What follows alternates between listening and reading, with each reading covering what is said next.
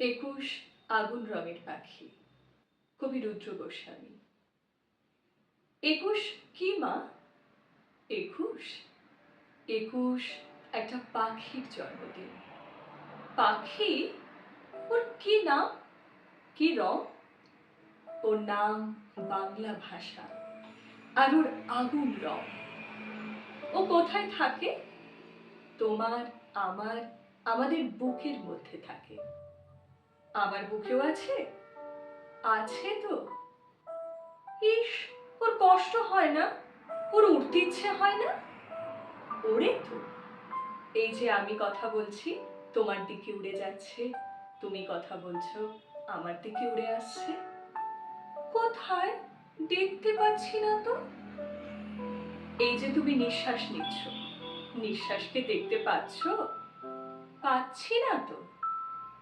ও কি নিঃশ্বাসের মতো মা? এতক্ষণে ঠিক বুঝেছ।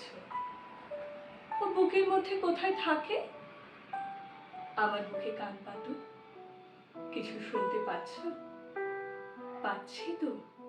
টিক টিক টিক, এই শব্দটাই ওই পাখিটার বাসা।